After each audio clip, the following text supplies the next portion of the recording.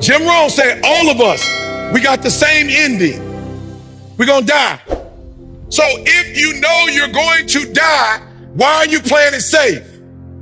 Like if you know you're gonna die, why are you listening to other people tell you about your life? If you're gonna die, why don't you live your own life? Man, that's what I loved about my grandma. She drove until she was 89 years old. She died in her own home. She didn't die nowhere else. My grandma lived her life on her terms. My grandma got her hair done every 2 weeks. She still was getting her hair done. She was still going and getting massaged. She was still going to get manicure and pedicure. With the little money she had, she lived life on her terms. And guess what? There were some people in my family that didn't like the fact that she lived life on her terms and didn't care what they thought. But you know what? She died on her terms. You're going to die anyway. Don't die on your grandma's terms. You're going to die anyway. Don't die on your friend's terms. You're going to die anyway. Don't die on your parents' terms. If you're going to die, die on your own terms.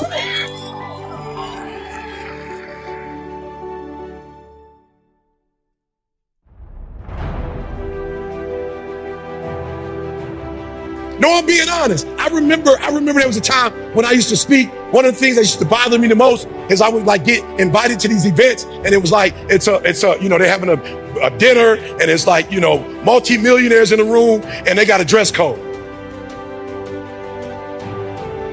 I remember back in the day when I would be perplexed, like, okay, should I go buy a suit because I don't have a suit? Should I? Let me tell you something. I'm telling you, I'm so free now. And people think I'm free because of the money I make. I'm free now because I'm living life on my terms. I'm like, look, we got two options. Either I don't wear a suit and I show up and do what I do, or I wear a suit and I don't show up. No, watch me very closely. And I'm not disrespecting your event. If your event requires somebody to dress up, if that's what it's about, I'm not disrespecting you. I'm not mad at you. I'm just not coming. Why? Because I don't dress up. I like to be my authentic self. I like to be who I am. I don't want to have to go to the store and buy. I just want to be myself.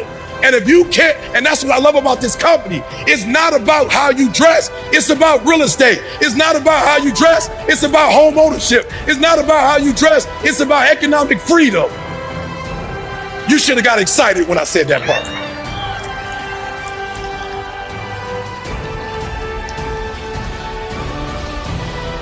It's about the main thing.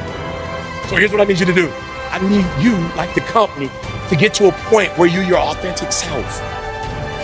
That's what I love when I wrote my book, My Authentic Self. I like to show up my authentic self. That's where my shirts say ET if I preach. That's who I am. Shoes from the outlet. That's who I am. Cheap shirt. That's why somebody bought, some dude made them, was like, ET, I made you these shirts. What you think? I said, I think they're great if I don't got to buy no more. Like if you're just going to give it to me for free, I think it's great. But if you're going to charge me, I don't know. Does that make sense? So number one, listen to me very closely.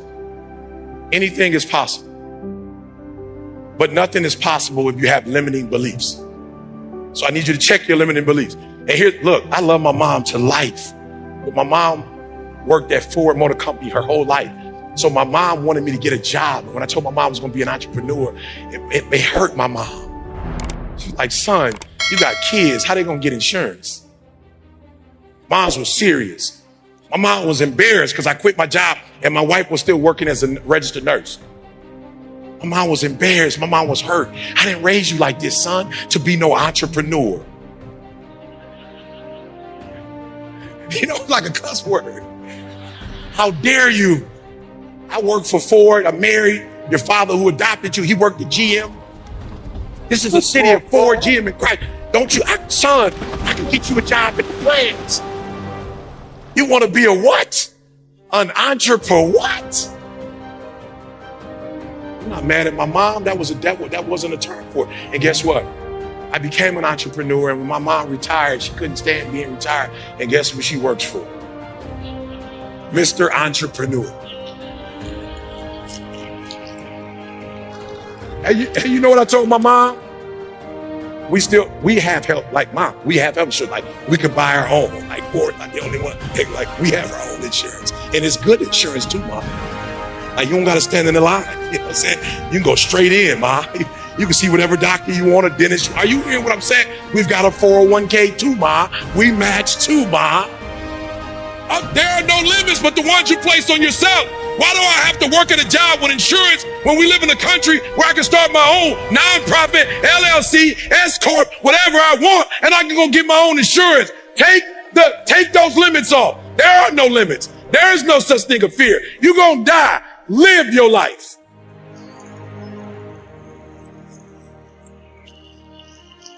You're gonna die. All right. When I was homeless in high school dropout, I was giving 50%.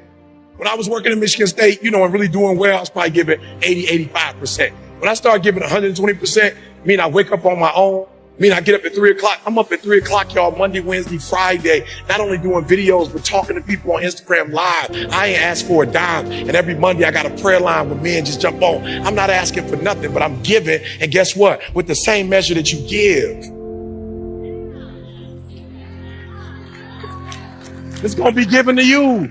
Pressed down, shaking together. I wish my wife was out here. I'm not lying to y'all. I was on my way here. We went to Macy's because my auntie was like, we wearing white. I was like, oh, I didn't know we was wearing white. I thought we was wearing black. Okay, let me go get some white. I walk in, dude sees me. His wife start screaming, shaking. Can we take a picture? I was like, yeah, relax. It's just eat. You know what I'm saying? She's like, no, my husband listens to you every day. I can't believe this. His husband was like, man, you changed my life. Here go $100. Go get you some lunch. I was the other day, the guy, airport, ET, I've been watching your videos, changed my life. Bruh, this ain't a lot, but take this. Whatever measure you give, wherever I go, people are giving. Why? Because I'm constantly giving. So I need you to take no more fear, faith only. So do me a favor, write the word fear down and go look up all the antonyms and do that instead. And I want you to say those antonyms every single day. Anxiety, whatever the opposite of anxiety is, go look it up and go do it. Is that fair? Listen to me. You have an opportunity that you can't afford to lose. You have an opportunity that you can't afford to give up. You have an opportunity of a lifetime. And as I leave you, opportunities are great. But most opportunities have more to do with whose hand the opportunity is in than the opportunity itself.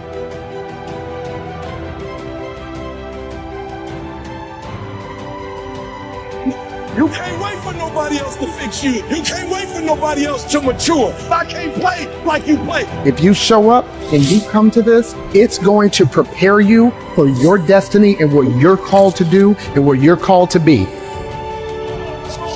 on. I've been made.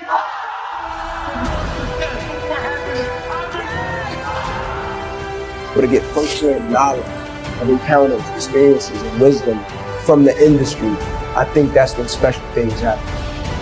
You ready to go to the next level? I'm ready for you to go to the next level. You ready to open up that gift? You ready to open up that engine? I've been ready. I will always be.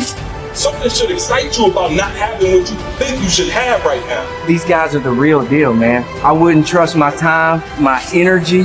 I wouldn't waste it nowhere else.